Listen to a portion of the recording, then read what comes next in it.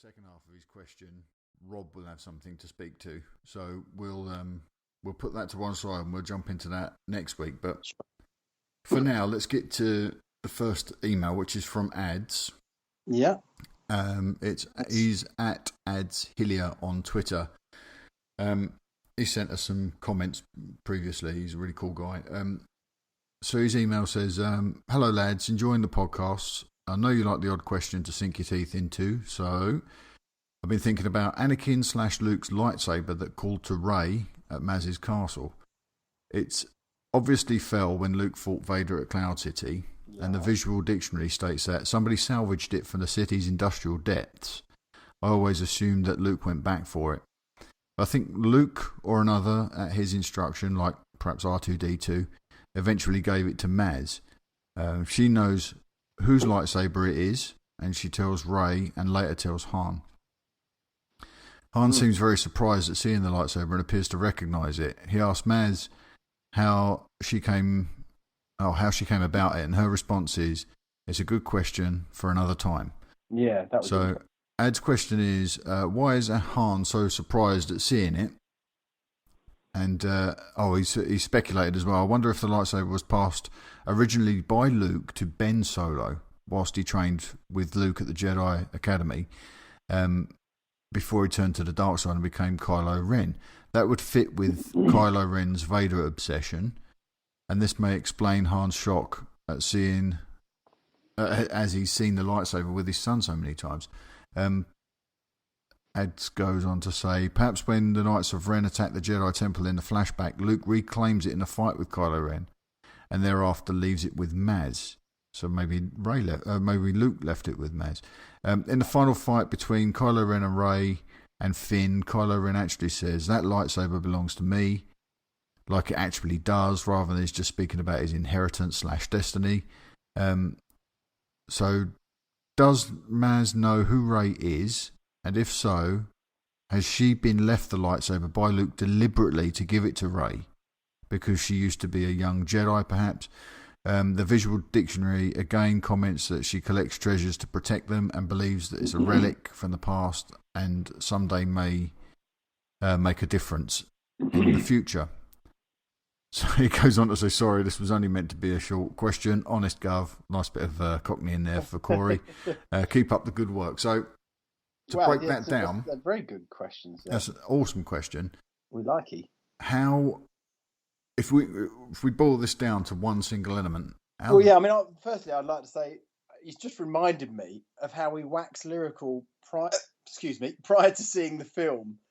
And most of our discussions ended up in some way being related to the lightsaber. Yeah. Isn't it weird? We had all these different theories about how it got there, and really, it was just at Maz's castle. That was it. You never really found out. Yeah. And it laid sort of all our theories to waste, didn't it, really? This has kind of raised a few interesting points there. Well, I think it's fascinating because I'd not really, since, like you said, we'd had discussions about this very thing at the start when this film first went into production and we knew the lightsaber played a key role. We were bouncing these theories around. So now I think it's really important to address that again now, because there's a big hole in The Force Awakens. How did the lightsaber get from Bespin to being in Maz's possession? Do you have any ideas, Steve? Well, first of all, I love the idea of the industrial depths of Cloud City. My feeling was, I always thought when I was young, well, if it would have ended up going down one of those sucky tubes, which were actually at the side, not at the bottom, weren't they? If I remember rightly, you kind of get sucked in. Yeah, I think there's a number of them, isn't there? They're in little blocks of a half dozen, aren't they? And I guess they're just like garbage chutes, Flyboy, and they just open and it ejects out into nothing.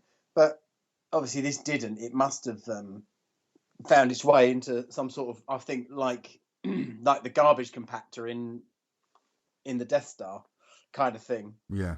Maybe somewhere like that, and was kind of sitting there. How did it get? How he said there, I think Luke or another at his instruction, like R2-D2 eventually gave it to Maz. Well, yeah, how did R2-D2 get it? That's the interesting thing.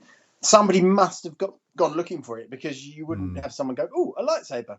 I'll give that to somebody it means something to. You know, it would have had to. I would like to think Luke went back after Jedi.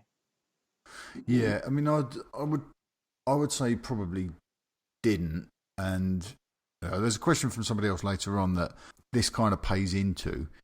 I think Luke would be less concerned with that lightsaber because it's gone for all intents and purposes, and the Jedi aren't really big on the whole possession thing, are they? No. So perhaps he wouldn't have had any interest in that weapon, and Rey's interest in it was really about it calling to her more than her going looking for it.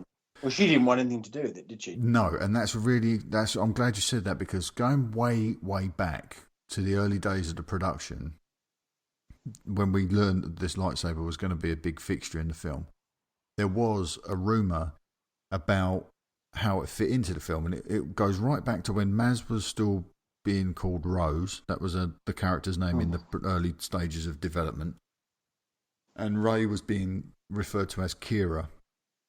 Okay. And it was said that Rose would help Kira have a vision, and it's not the vision that we saw eventually in the movie.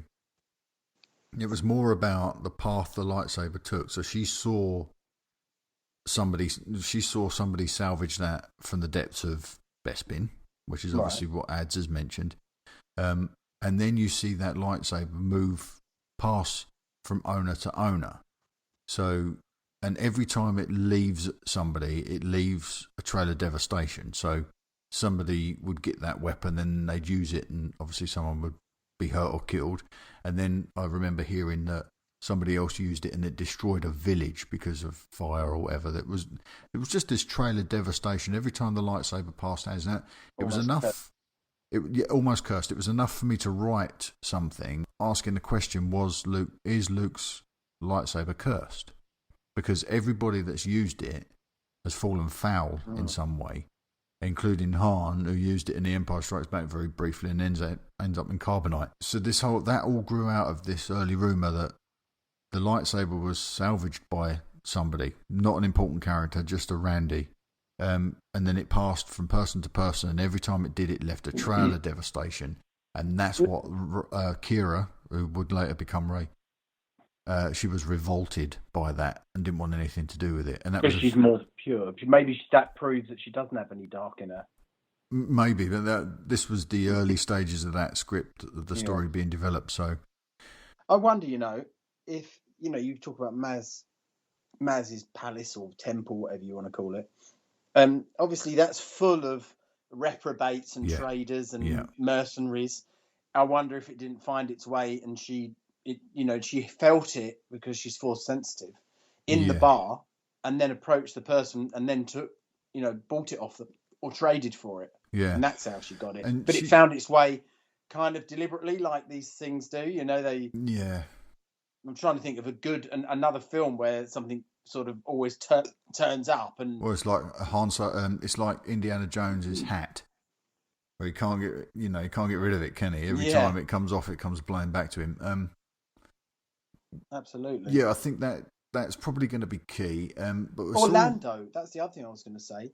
I mean, Lando knew Luke's hand was chopped off. Yeah. He obviously put two and two together. He would have done. He's back in charge of Cloud City, or is he? I mean, we never really find out if he passes the saber, if you pardon the pun. Yeah. Or maybe he said, "Look, I want that lightsaber found. It's fallen down there. Go and have a look."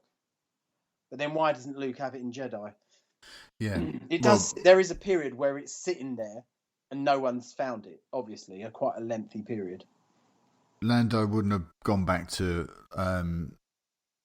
Cloud City the Empire before Jedi, so it would have been left there until after, I would imagine, after the fall of the Empire. But I like what you're saying about Maz's castle being this wretched hive that are omnipresent in Star Wars storytelling, aren't they? And maybe somebody just came into possession of this thing and they realised what it was. Now, there is a thing, I don't know how much of this is canon now, because obviously there's a big shift with things being reset, but Palpatine made a lot of Jedi stuff illegal.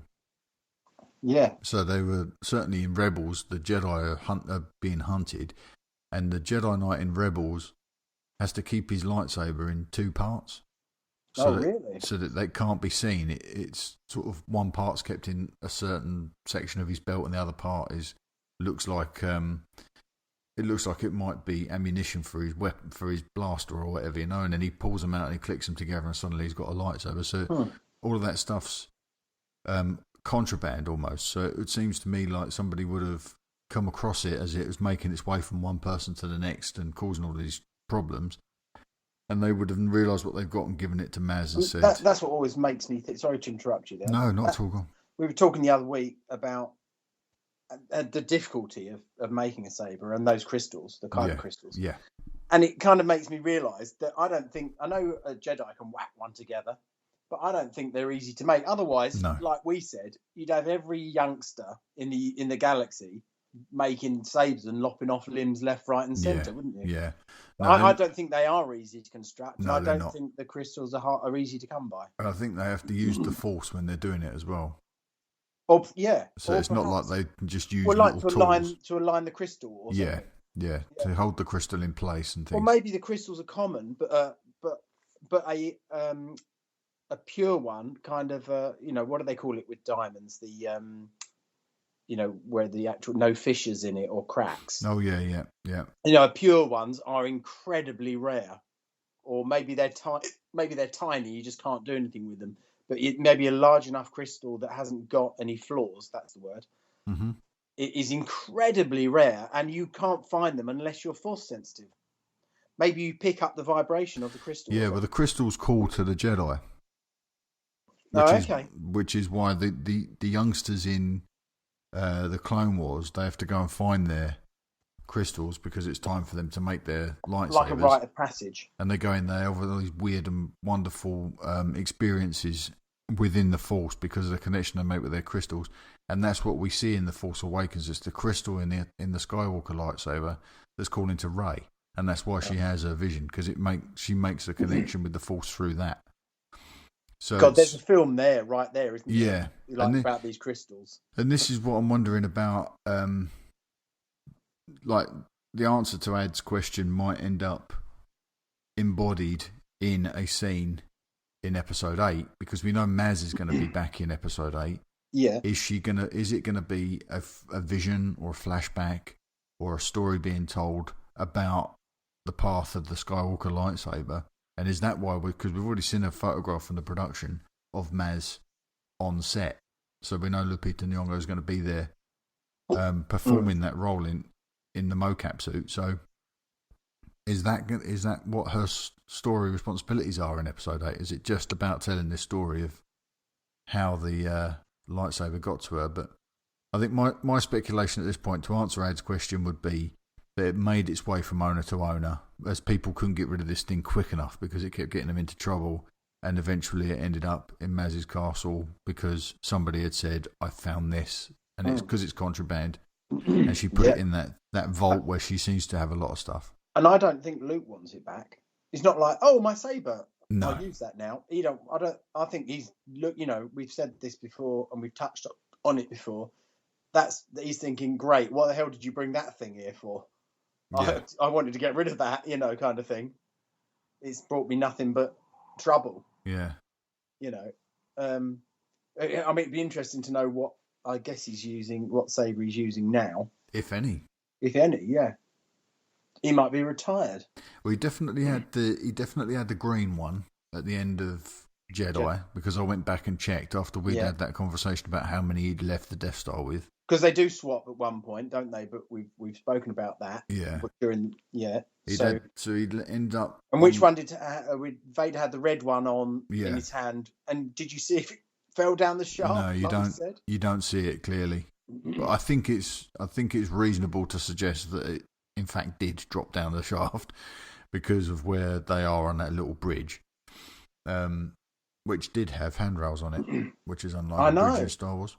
But the only place you don't need handrails when there's Jedi around, because they could just go, "Oh, I've tripped, but I'm levitating." Yeah.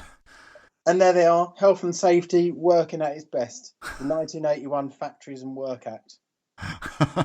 whatever it's called.